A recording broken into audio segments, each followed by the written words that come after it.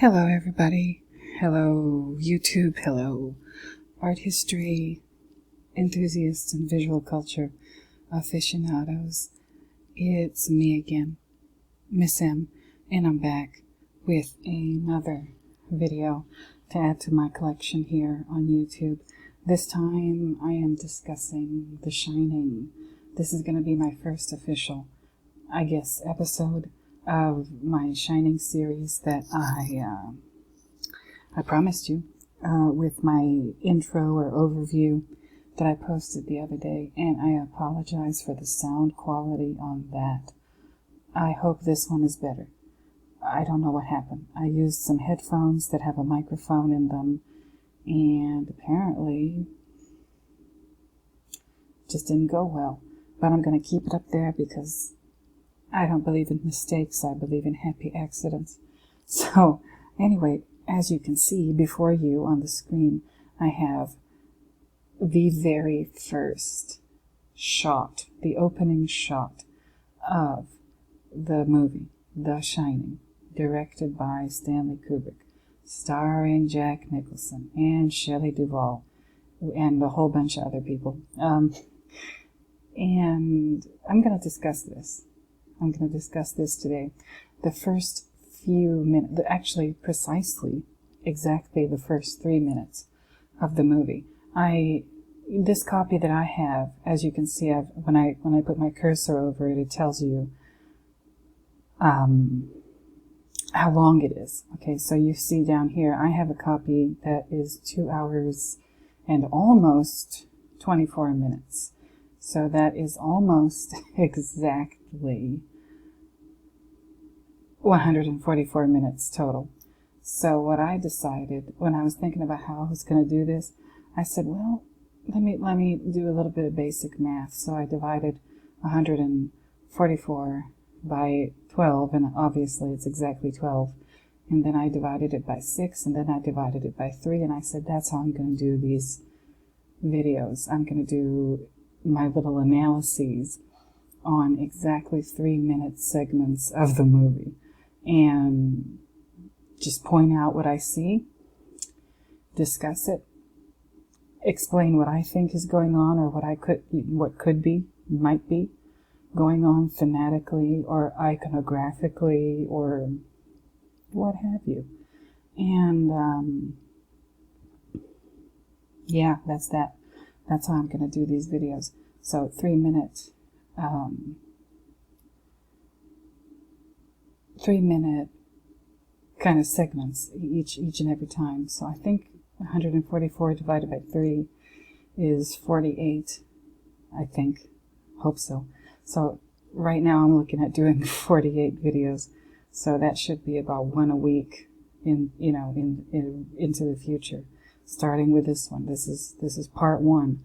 So somewhere down the line, maybe about this time next year, will be part 48 if this lasts a year. I really do hope it does.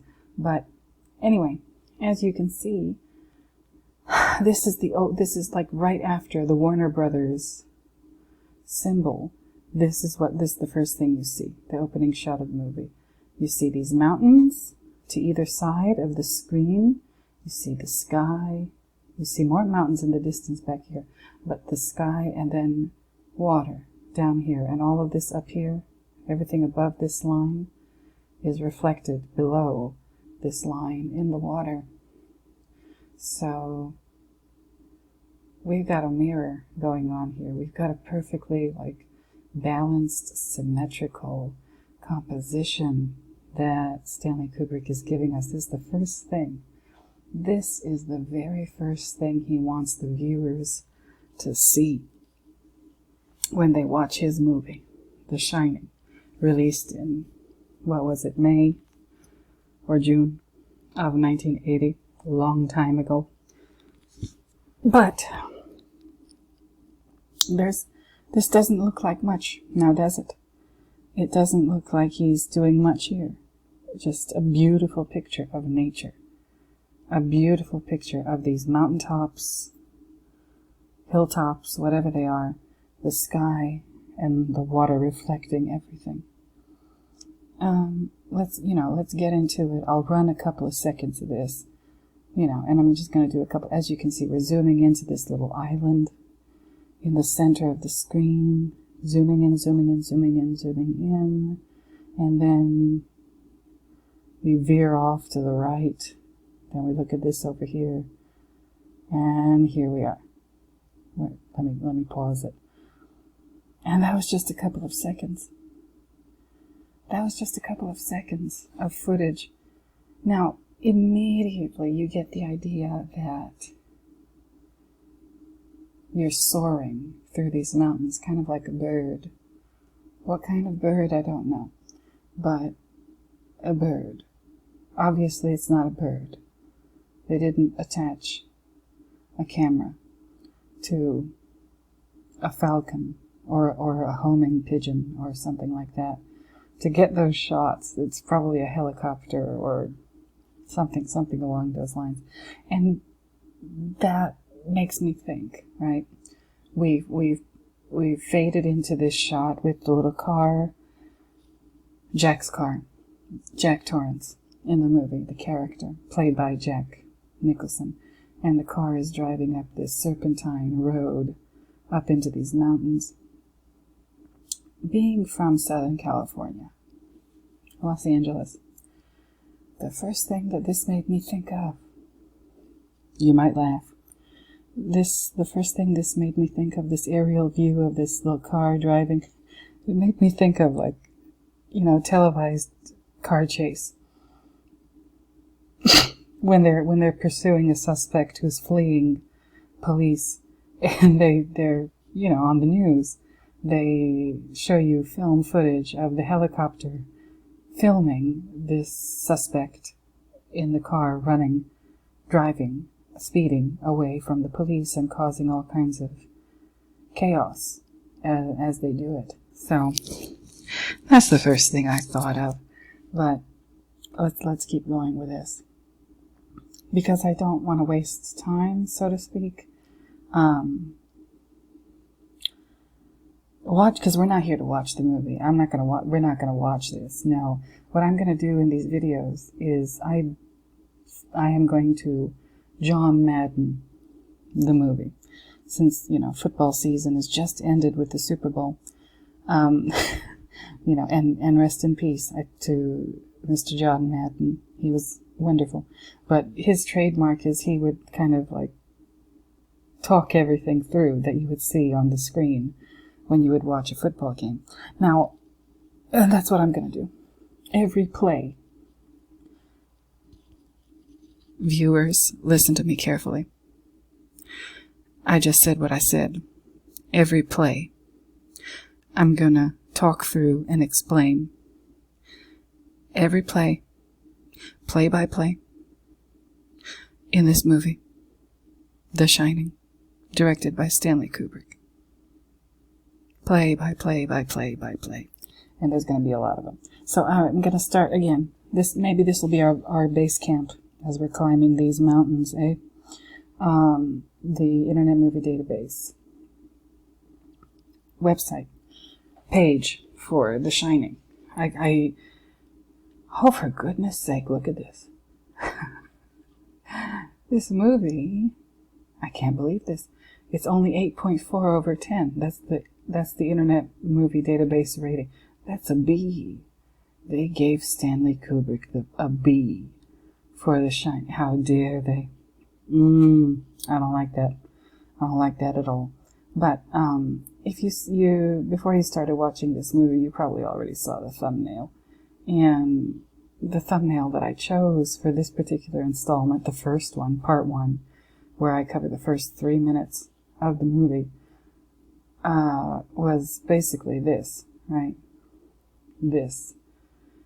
The character, Jack Torrance, climbing up the stairs inside of the hotel. Later on in the movie, I'm covering the first 3 minutes today. I'm not covering this today. I can't do that. If I click this, then it'll wipe out the picture. But the reason I'm showing this is because it is later in the movie, quite a lot later in the movie. But in this scene, this iconic scene with Jack Nicholson and Shelley Duvall. He's climbing again. He's climbing again. All right, and we start the movie off with him climbing up and up and up into these mountains on his way to his job interview at the hotel where he'll be working. Now, before I get into anything else, let me do my little plugs here. I found this article. Every time I do one of these videos, I do a little bit of research, and I found this cute little article. I guess it's the Vulture section of New York Magazine. This one, written March 17th, 2013. And the title is, I Know What The Shining Is Really About, Inside the Crowded Cult at the Overlook Hotel. And I just thought this was perfectly darling. And he's talking about, Mark is talking about, well, people like me and other people that I'll cite in this video. People who enjoy this movie and who think that the movie has a great deal to say and a great deal to teach the viewer. The movie is quite informative, and there's plenty of opportunities for the movie itself to just be an educational experience, or for the movie to be used as a tool or a resource for other educational experiences. But I will leave a link to this in the description of the video, and you can read through this on your own. Yes, the article is, 9 years old, from 2013, but it's still interesting. It's still interesting that the New York Magazine felt compelled to write an article like this about this movie regarding the cult surrounding The Shining. I don't know why, but to me it's just extremely, extremely interesting. So I'll leave it in the description if you want to read it in your own time. My next page that I want to share with you is Rob Ager's website, where he has all of these different chapters, different articles about different aspects of the movie, and I do want you to check those out.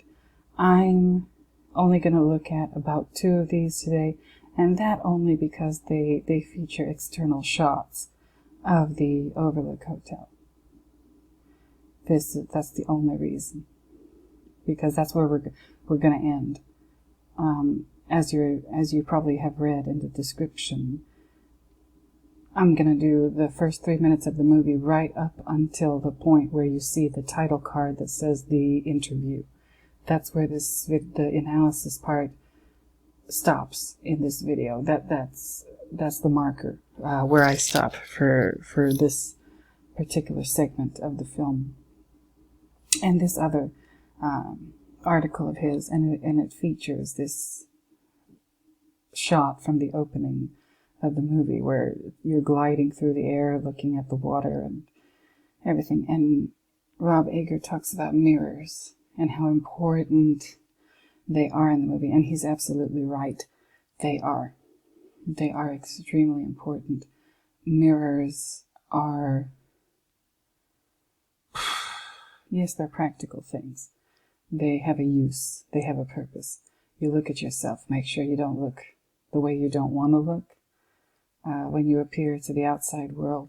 But also mirrors are psychological spaces that Kubrick very deeply explores in this movie.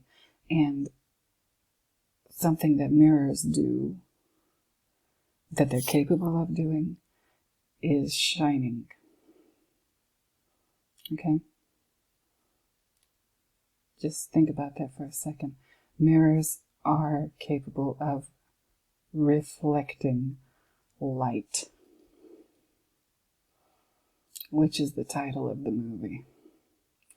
And I know what the title is always associated with. It's always associated with a psychic ability that seems to be implied at least implied very heavily that certain characters in the movie possess.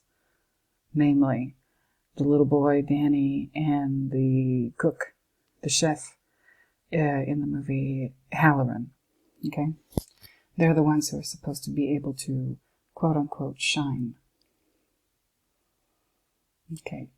Please do bear in mind throughout whatever I say that shining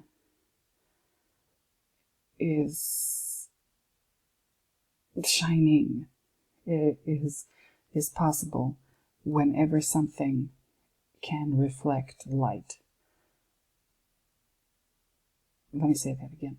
Something has to be able to reflect light in order to be able to shine, like a shiny surface, whether it's a mirror or any other kind of glass or porcelain or even just a shiny hardwood floor that's been polished. All right? Shining means reflecting light. It may also mean that something can emit light. The sun shines. A light bulb shines. Anything that radiates light shines. Keep that in mind for the whole movie. If you watch it, or if you watch me and my little videos here, don't forget about the different, and I do suggest to go ahead and go to dictionary.com, look up the word shine, and see what you find. All right? It has to do with light. All right? Anyway, so these articles by Rob Ager, and I do very, very, like I said, I'm going to leave the link to this website of his here, but I also very strongly suggest that you look him up here on YouTube and watch every single video in his repertoire. Please do. He's amazing. He really is very good at what he does. Do I agree with every single thing he says? No. But I respect and admire his videos that he's produced here and how he's done them and so on and so forth. So yeah, go look up all his videos and watch them several times. You're going to learn something. And these are the two articles that I'm including here today, that I'll mention here today. Mazes, Mirrors, Deception, and Denial. So, this is good. It has a map of, I think, the first floor of the hotel or the reception area. I'm not sure. And it discusses this mirroring thing that he's talking about. And this symmetry that we see throughout the movie. All right, and there's a lot of that. There's a lot of that throughout the movie. But like I said, the reason why I picked this article and the other one is because it shows this external shot of the hotel. And in this one, you see this from the very beginning of the movie. And this is chapter 5, Mirrors and Symmetry, from these chapters in his series that he's written here. So this water can shine. Wow. I know that sounds very basic, but water can shine. The surface of water can reflect light. Moving on. Let's go back to our video. So, this is the beginning of the movie where we see this little car driving, climbing these roads, moving upwards towards its destination.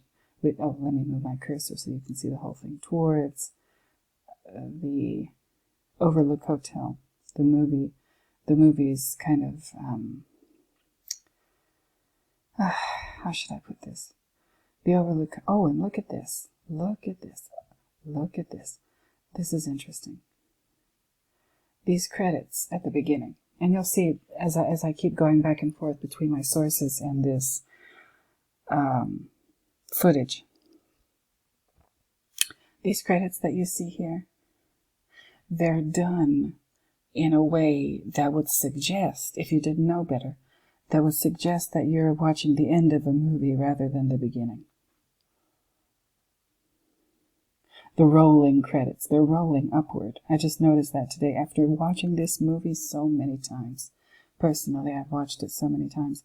As you can see, the usually rolling credits like this, at least in my experience, as I've watched movies, they seem to be reserved for the ending of movies rather than the beginning. What in the world? You know, what in the world are we looking at here? Anyway, what is this the end of something? Are we, rather than, what is Stanley trying to tell us? Are we looking at this part of this very beginning of the movie? Is he trying to tell us that we're watching the end of something? In the first part of the movie, we're watching the end of something that happens right before the beginning of something else.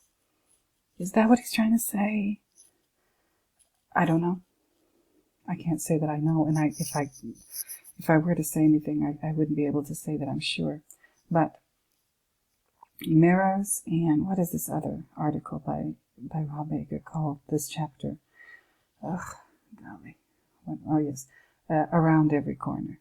Okay, so this particular article has to do with the layout of the titular, no, not titular, what am I saying?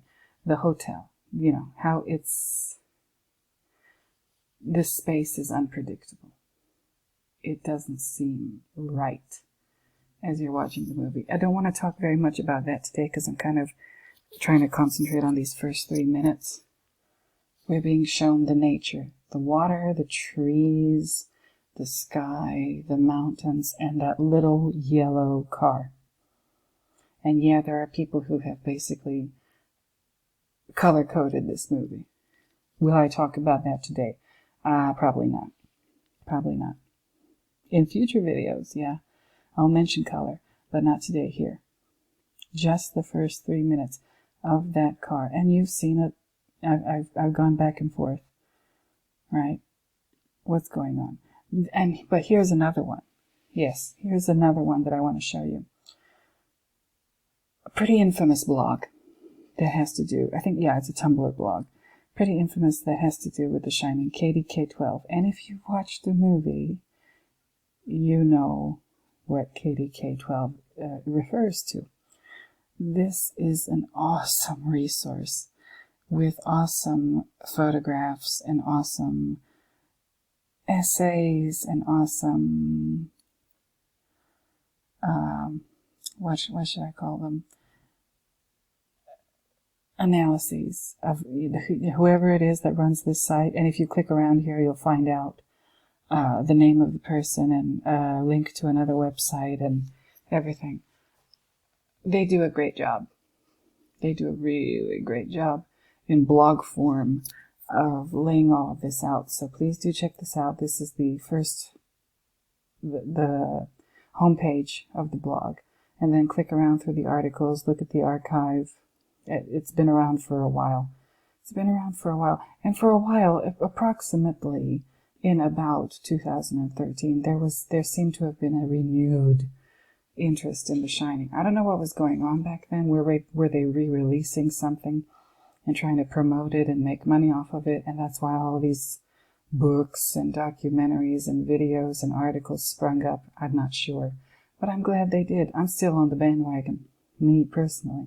And I've chosen these as well from KDK12. Every overlook exterior in The Shining. You'll find this when you poke around the website. Every overlook exterior in The Shining. And I chose this today because of the opening shots of the mountains. Mountains are extremely important to this story. It takes place in Colorado.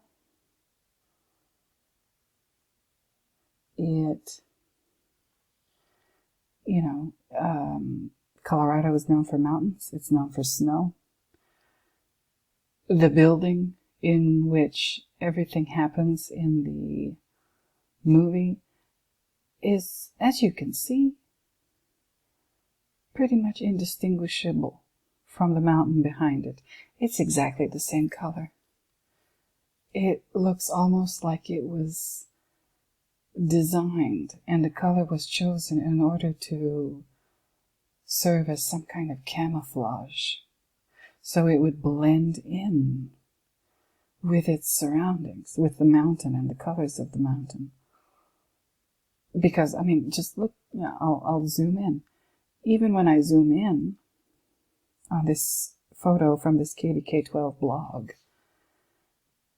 it's, if you squint your eyes, you can barely see that this is a building here. A building that's separate, or maybe not so separate, from the mountain behind it, from its surroundings. That's just what I wanted to point out.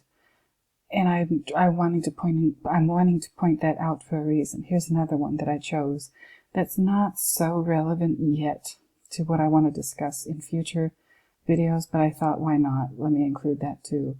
The mystery of the parking lot hexagon. So you can read through this. Again, you very easily find it on the KDK12 blog that I will link to in the description of this video. This maze, though, this maze seems to play a role. It should be credited along with all the other actors in the movie. Same thing goes for the building, too, the hotel building, the Overlook. It's almost a character in the film. And I have an idea.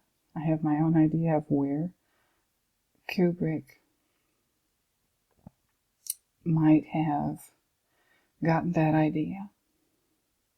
And I'll talk about it in a minute. But let me go back to our movie. So look at this, right? Look at this. He's still going. And he's passing what seems like a car in trouble. Okay, a white station wagon that seems to be stuck on the side of the road. It's going through a tunnel. Coming out the other side of the tunnel. And he continues on. In his small little Volkswagen Beetle, also known as a bug, a VW bug. And here's, at the bottom of the screen you can see there's another car that seems to be in trouble. I see black and white, so it might be a police car, but I'm not sure, so I won't say for sure. But, yeah. The little yellow Volkswagen Beetle is trudging its way up this mountain on its way to its destination, the Overlook Hotel. There it is. I'll do a zoom in for you. Yeah. Again, almost totally indistinguishable from its surroundings. The color. I'm just talking about the color. And these, the hotel itself seems to be trying to mimic the mountains around it. Its shape, all these points, or, I don't know architectural terminology very well, but it looks an awful lot like it's trying to look. It's trying to resemble the mountain, or the mountain behind it, or the mountains surrounding it. So make of that what you will. Another thing that I haven't shown you, because I'm even, a little frightened about showing these 3 minutes, which are almost up. I've already passed the 2-minute mark here. But the music in the beginning of the movie. So this is infamous, these opening shots of the nature and the little car driving up and up and up and up, climbing the mountain. The music, oh no, look at me. The music in this beginning of the movie, Desiree, I hope I'm pronouncing that correctly, that's what it's called. The first part of The Shining, the first bit of music. Desiree, also known as the Day of Wrath.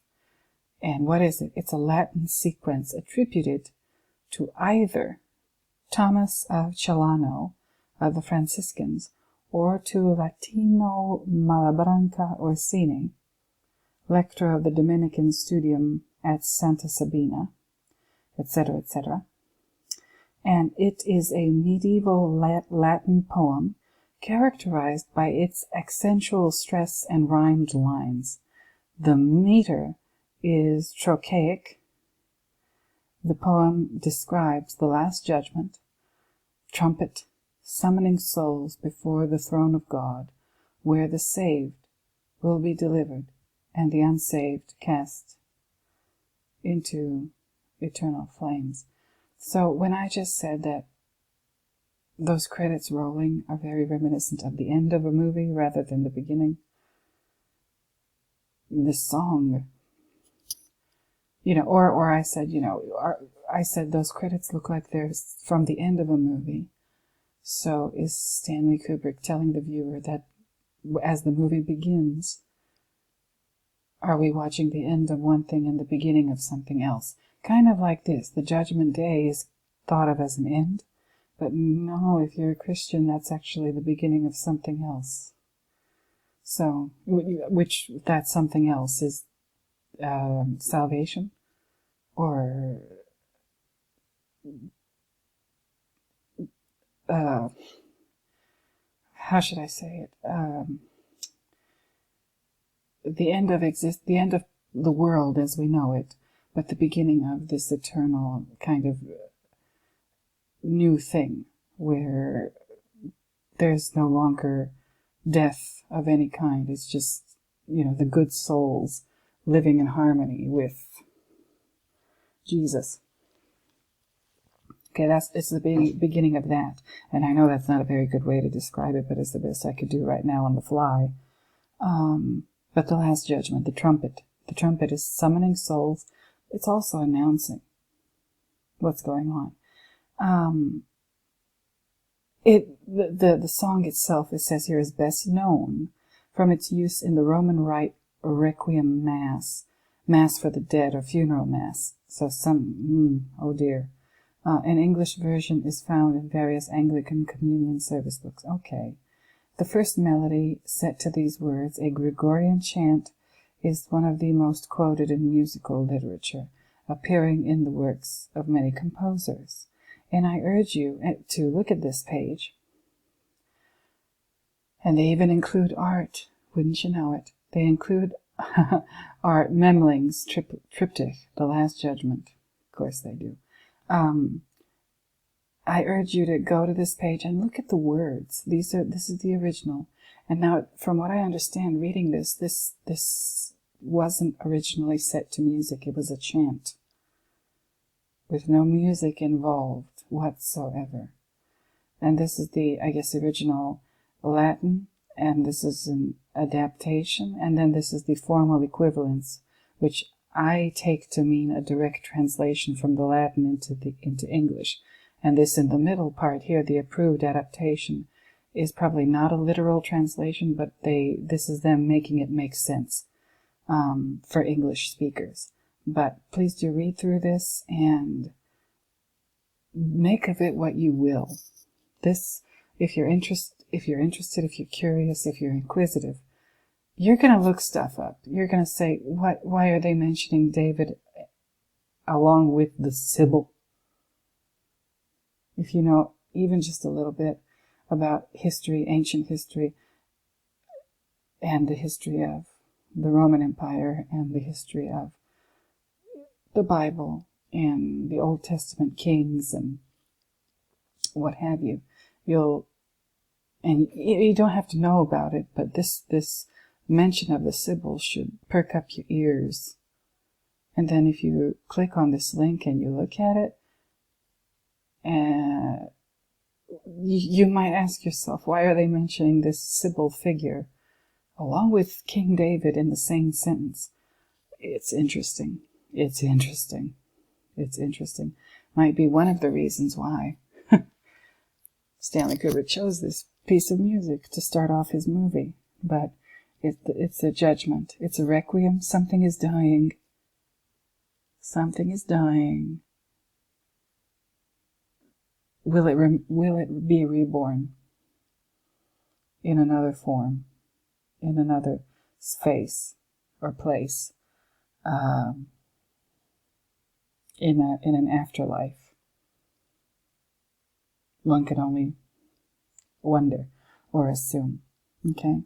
And I'm not here to do that, but I'm here. This is the music in the movie. I'm not making that part up at all. I'm not making anything up. These are just my observations.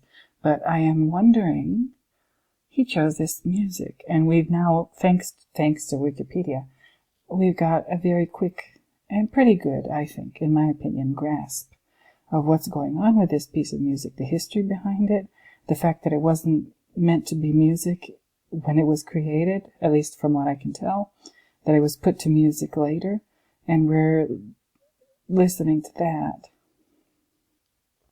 in the beginning of Stanley Kubrick's movie, The Shining.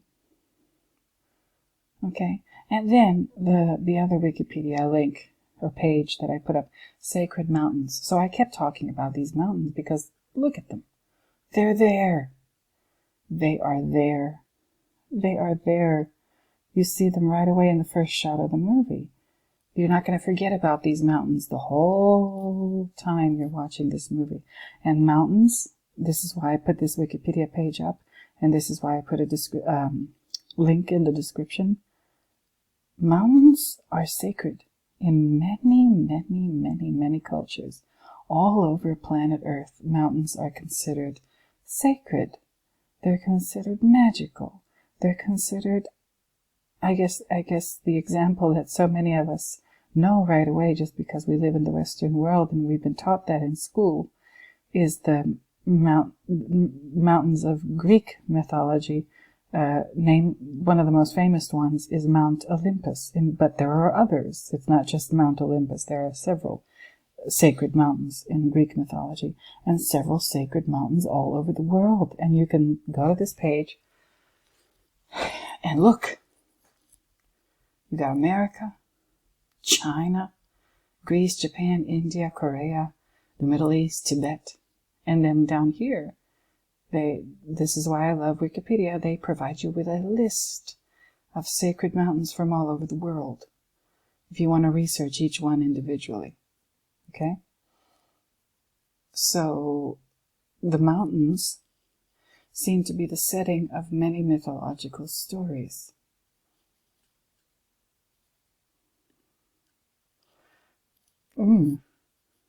You guys, is that what we're looking at here?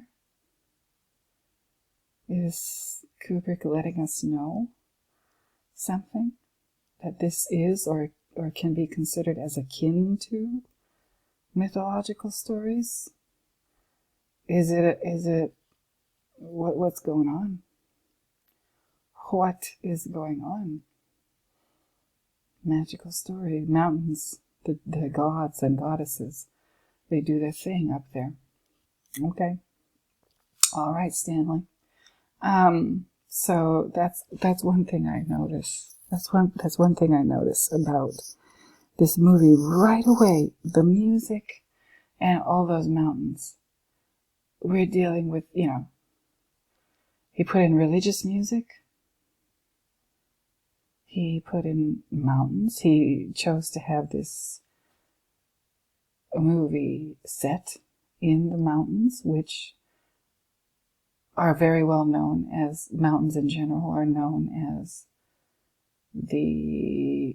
as a residence of the gods, or where important things or stories happen in various mythologies from all over the world. That's what we're looking at. And let me play this through to the end, right? Or, yeah, let me just do a couple more seconds. All right. These credits are still rolling at the beginning, but rolling like they're end of the movie credits. This is where I want to pause again. Look at this. This little yellow car. Little yellow car. And one of the things that I believe Stanley Kubrick is doing throughout this movie is he is citing other movies. He is referencing, citing, what have you. In some cases, quoting. If a movie maker, if a filmmaker, a director can quote another movie without actually showing footage from another movie, he's doing that. He's very, very strongly alluding to other famous or well-known movies by other famous or well-known movie creators, filmmakers that have come before him. And the only way that you can know that he's done that is if you've seen the movie that he's citing or referencing. I don't know which term to use, so I'm going to go ahead and use them both, citing and or referencing. All right? So, and you won't notice this if you haven't watched these movies. You won't notice it. And he does it a couple of times. Maybe even more, because maybe the times that he does it and I don't notice is because I haven't seen that particular movie. But y'all look at this, watch the movie, and if you want to, let me know if you see references to other movies that I don't mention because maybe I haven't seen them. But I have seen a couple of good movies in my life. This is only one of them, The Shining. And I think that's what he's doing. Okay? I'm gonna, hopefully I didn't mix up my links. So keep an eye, look at this closely. We've been following the aerial view, the bird's eye view, or as the crow flies, as they say, is following this little car, this little yellow Volkswagen Beetle, also known as a bug. I don't know if you already got it. Maybe some of you are ahead of me. But what's another word for beetle? Well, no, not beetle. But at least in the United States, I can't say for all the rest of the world, but in the United States, that car is in many cases referred to as a bug. B-U-G. The Volkswagen Beetle is referred to as a bug. What's another word for the word bug? A synonym for the word bug. Insect. Okay? Let's go. God help me. Hope I got the right thing lined up. Yep. Here it is. This is what I thought of when I was reviewing this first 3 minutes to make this video today. Look at this. This is a Wikipedia page for the Japanese movie, The Insect Woman, from 1963. It was done by Shohei Imamura, okay? And the Insect Woman is obviously the English translation of the title. This is, I think, spelled out in English letters, the title of the movie, how it would be properly pronounced. So an English-speaking person would be able to pronounce it. But also the literal translation of the Insect Woman, or this here, not the Insect Woman, but the literal translation of this that I'm moving my cursor back and forth over would be the Entomological Chronicles of Japan. It's a 1963 Japanese drama film directed by Shohei Imamura. It was yada yada yada. It was in a festival. It's a good movie. It's not easy to watch. I can tell you that right now. I watched it on the old movie channel years ago. Not easy to watch, but riveting. You can't stop watching it. That means that this guy, I don't know a lot about him. I just know he did this movie, but this guy, I do know he was good at making movies and making movies that really captured the viewer's attention, because I watched this and I couldn't stop watching until the very end. And let me tell you, I have a very short attention span, so, he did it. He was able to hold my attention for however long this movie runs. 123 minutes, as you can see here. And you can look at the plot. I suggest you watch this thing, because it is interesting. 1963, the movie. And there is a shot at the end of this movie of the main character, Tome, this woman named Tome, in the movie, where she is climbing up a hill. And this is, I think, one of the last shots of the movie. She's loaded up with whatever it is that she's carrying on her back. And she's got these kind of difficult shoes on, and she's climbing up this hill, and she's struggling. She's struggling to climb up this hill and having a difficult time. And if you watch the whole movie, as you see here, the insect woman learning to crawl. This is a article from the Criterion website that is probably in charge of distributing the movie or what have you. I don't know. And this woman, this title character, Tome, her story in the movie is really interesting. She comes from peasants. She's trying to make her way in the world and move up the ladder. And whether or not she's successful in that, I guess that could be debated. But the movie is called The Insect Woman for a reason. This filmmaker, this Imamura, he seemed to have enjoyed making movies about lower or working class people. So Tome started out as a working class person. I think she ended up that way too. But you have to watch the movie to see what I mean. I'm not going to spoil it for you. And when I saw this, now I just watched this, the bug, aka insect, is making its way up this mountain. Very, very, very similar to the Tome character in The Insect Woman in that Japanese movie. Is it possible that Stanley Kubrick is citing that movie? I don't know. But I think, I believe it is possible. Yes, I do believe it's possible. Am I for sure that he's doing that? No, I'm not. I'm just throwing out my observation and my own speculation. Okay, so let's just keep going with this car.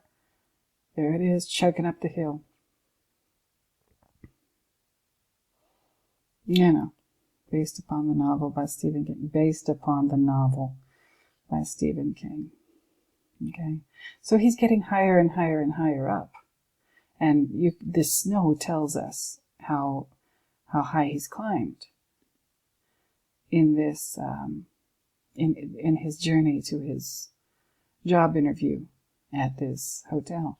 So the higher up you get in altitude, the colder it's going to get, and the higher the chances are that you're going to see some snow.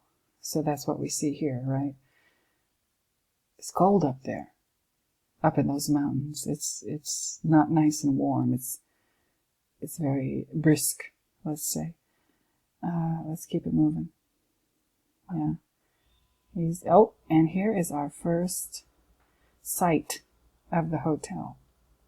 And once again, in this video, and if and when you watch this movie on your own, watch it closely. Watch this closely, this area around the hotel. You might notice that something is missing. Something that's a big part of the story. But, it's just, there it is. And again, this bird's eye view is following us followed the car to the hotel, and now it's hovering. Okay, and I said I would stop there, and I will stop there.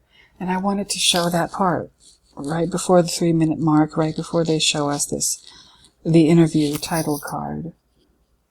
Because, like I said, is Stanley Kubrick, that's the question I asked, is Stanley Kubrick citing other movies? Kind of like an academic researcher cites other academics or scholars' work. Is that one thing that Stanley Kubrick is doing in this movie? He's building upon other filmmakers' research. I don't know, but I think it's a possibility. I really do. So I definitely think he's citing this movie, this famous Japanese movie, The Insect Woman, also known as the Entomological Chronicles of Japan. Good Lord. You know. But I also think he's citing another movie. This one. The Haunting of Hill House by Shirley Jackson. And when I said that this hotel, earlier in this video, when I said that the Overlook Hotel might as well be playing a role in the movie, might as well have a credited role in the movie, I meant it. That's how I really feel. Just like in this movie, this book, not the movie, the book, The Haunting of Hill House, that was made into a movie. Also, I think in about 1963. I'm not sure, but I would have to look it up. Early 60s.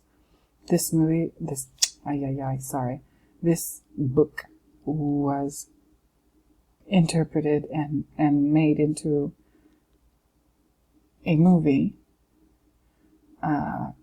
called The Haunting, starring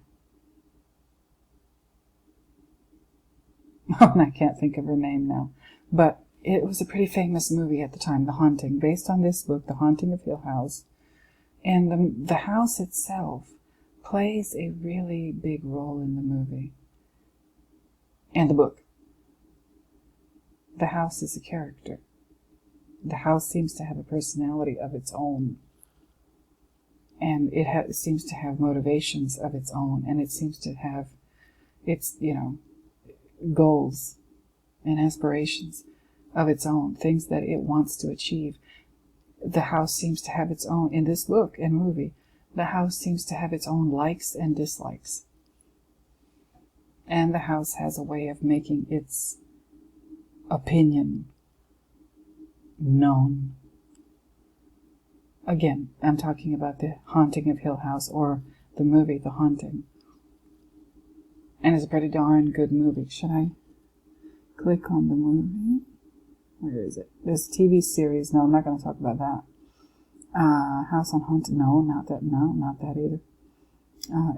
Adaptations. There. I'll go there. Film. Yeah, 1963. I got it right. You can click on that if you'd like to. Not the 1999 film. No, don't you dare. Not this one. No. That from 1999 with these. No. It's not worth it. It's not worth it. This, The Haunting, 1963. Click on this one. And I'm probably going to be referring back to this book/movie in the future in other videos that I do about The Shining, because I think Stanley Kubrick is referencing this book in more ways than one. Not just that. In this book and in the movie, the house seems to be a character. And it,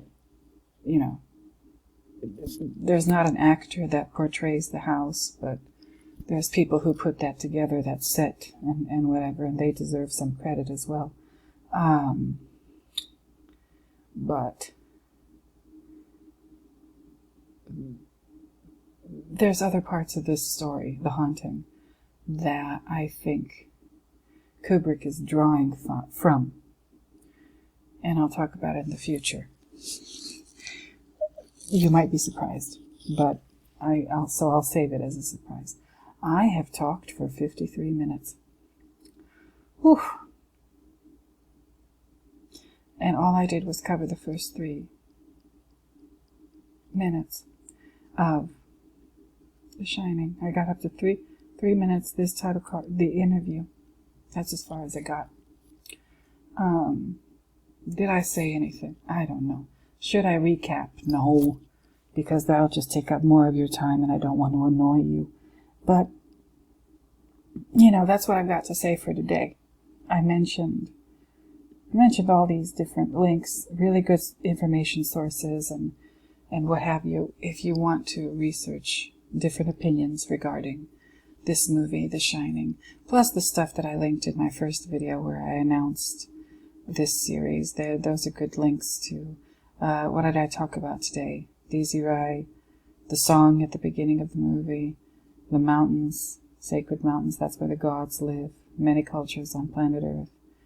I talked about the idea, the possibility that Stanley Kubrick might be citing or referencing other directors, other filmmakers and films that came before him. I'm using The Insect Woman by Imamura and The Haunting as examples of what he might be. There are others. There's one in particular that I'm going to mention, but it's going to be months from now.